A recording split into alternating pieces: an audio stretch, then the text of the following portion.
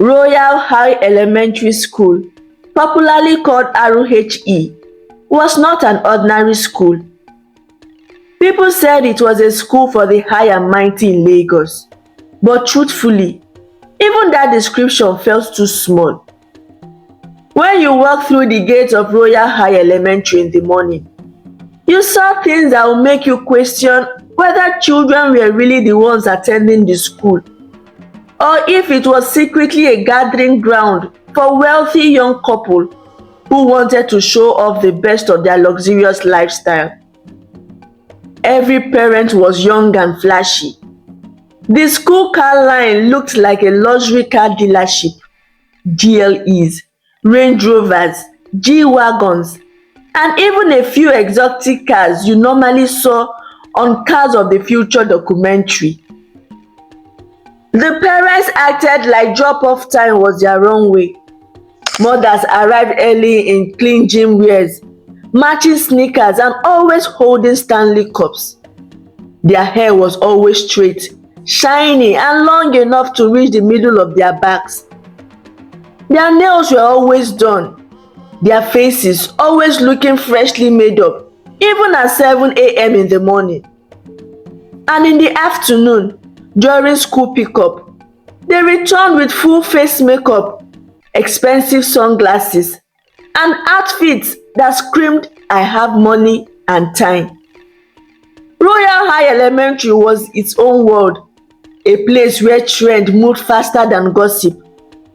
One day, it will be designer water bottles. The next day, it will be matching mother and daughter braids. And the day after that, it will be customized backpacks.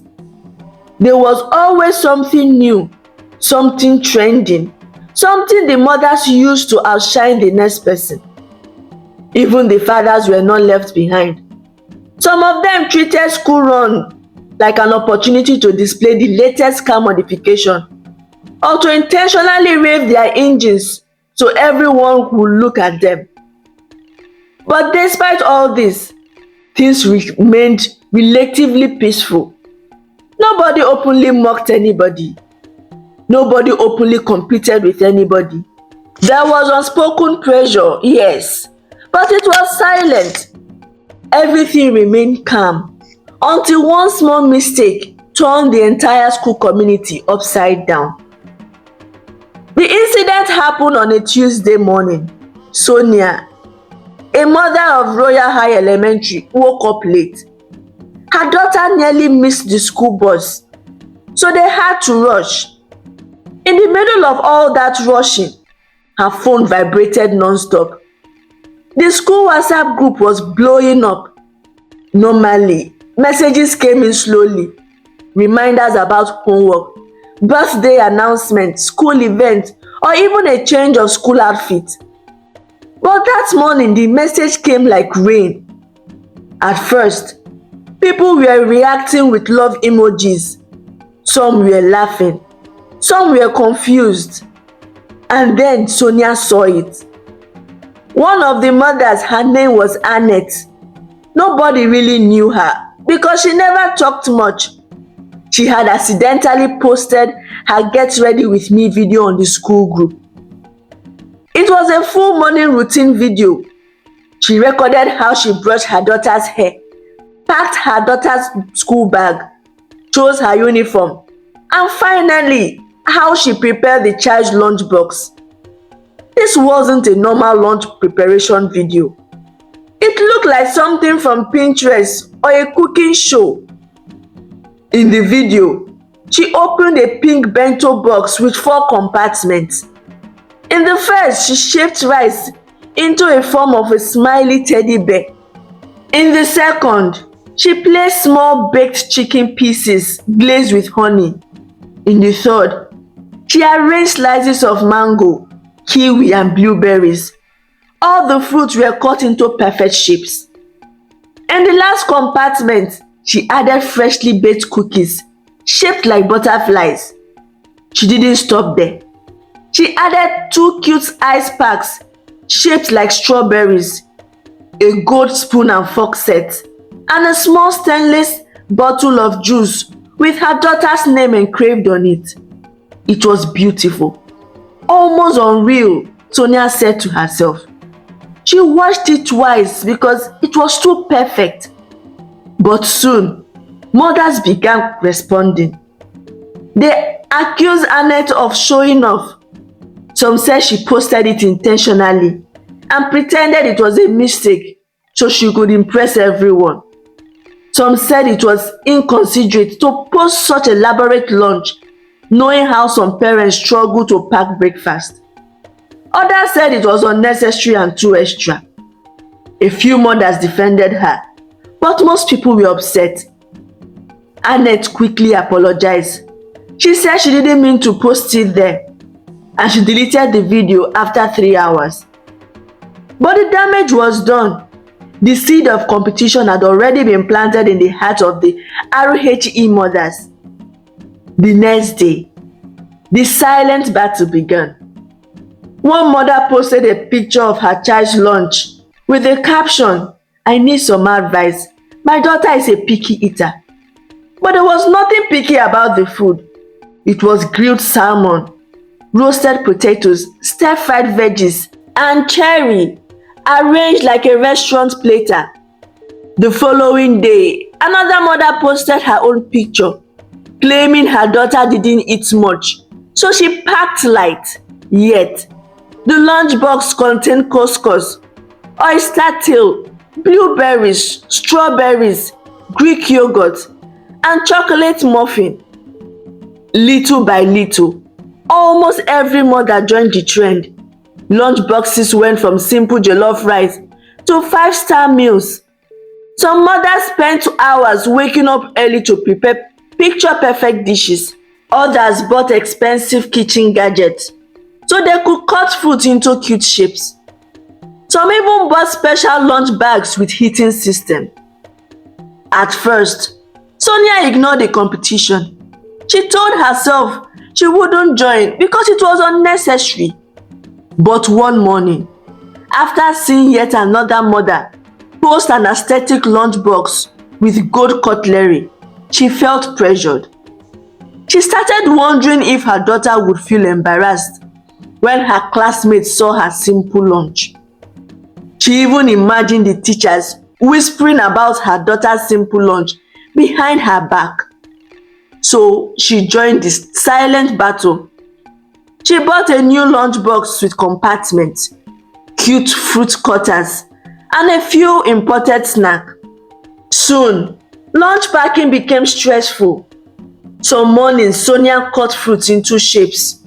Other mornings, she baked muffins just so she would feel like she was not the basic mother. It didn't feel good, but she kept doing it because everyone else was doing it. But while the mothers were busy competing, the children were suffering silently. They didn't want the fancy food. They didn't want the heavy meals or the strange fruits. Most of them were just 4, 5, or 6 years old. They wanted normal food, rice, spaghetti, bread and egg, plantain, things they were used to.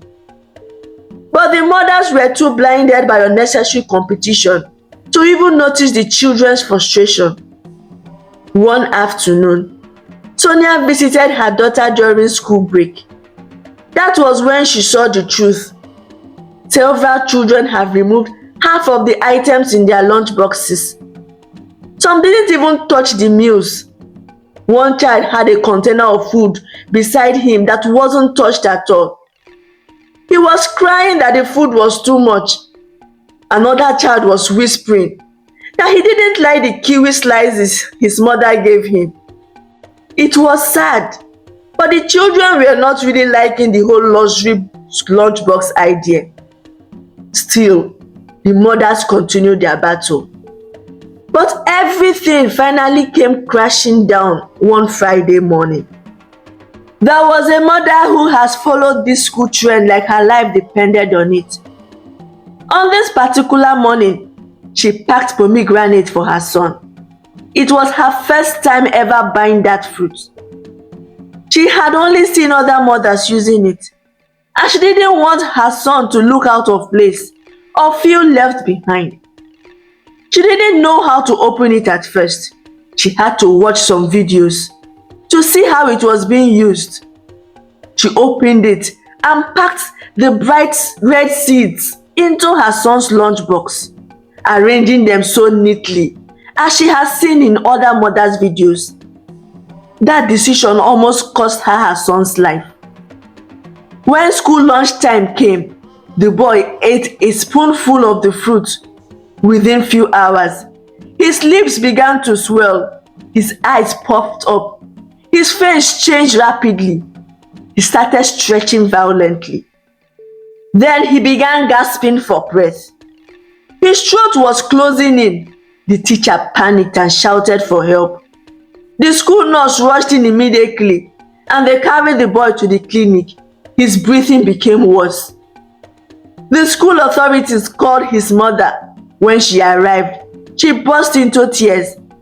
The moment she saw her child on the clinic bed struggling to breathe, the little boy's condition was linked to the pomegranate he had. He was obviously allergic to it. The child's mother fell to her knees and shouted, "I didn't know. I only bought it because the other mothers were giving their children. I didn't know he can be allergic to it. I just didn't want him to feel different." The school nurse administered an injection and gave him oxygen.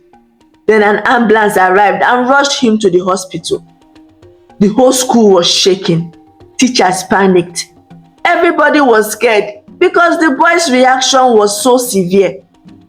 Thankfully, the boy survived. The doctor said it was an allergic reaction that escalated quickly. They warned his mother never to give him that fruit again. She cried non-stop, apologizing to her son. The next morning, the school was unusually quiet. Teachers walked around with stiff faces, and even the children sensed that something wasn't quite right. But the biggest surprise came around 10 a.m. when a long WhatsApp message from the school proprietor, Mrs. Okon, dropped in the parents' WhatsApp group. It started with a usual polite greeting. "Good day, parents." Mrs. Okon never sent long messages unless it was something serious. The message continued. "We want to sincerely appreciate all parents for the love and support you put into the welfare of your children. However, due to the incident that occurred yesterday, we urge all parents to be moderate in packing their children's school lunch. Please note that lunchtime is meant for light eating, so the children can return to learning without discomfort. Excessively heavy meals may pose health challenges as seen yesterday.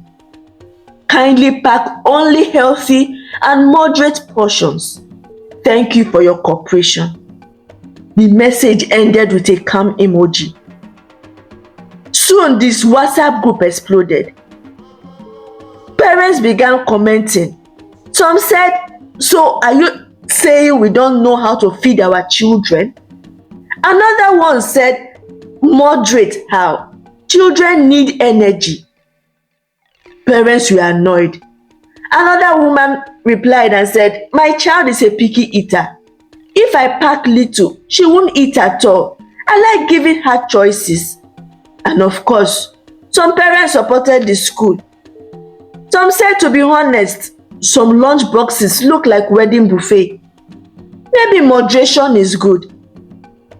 The argument was still on when another message from the school popped up.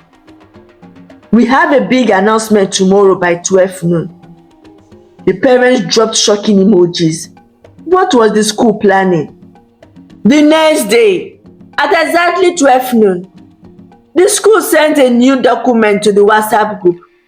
It was a full timetable with a caution sign, not a suggestion, not an advice, it's a policy. It read, starting on Monday, all pupils of Royal High Elementary will follow a standardized weekly lunch timetable. This is for health, safety and uniformity. Parents are required to pack only what is listed for each day. Then they dropped the timetable.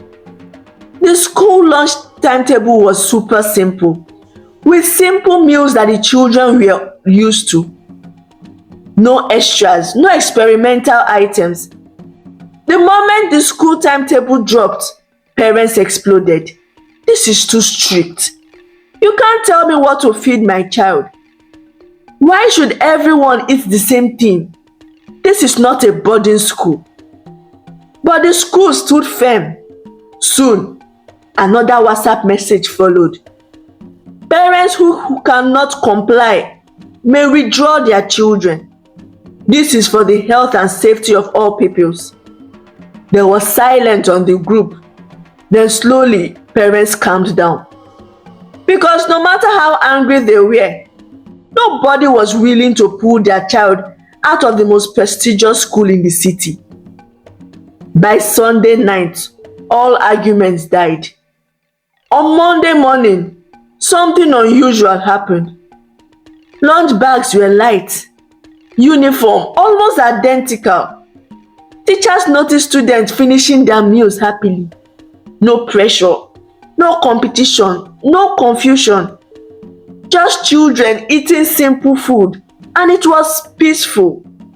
Soon parents adjusted, children adjusted, and life at Royal High Elementary moved on. The battle of lunchboxes finally ended. Not because the mother suddenly became humble, but because the school restored order and reminded everyone that childhood is not a competition.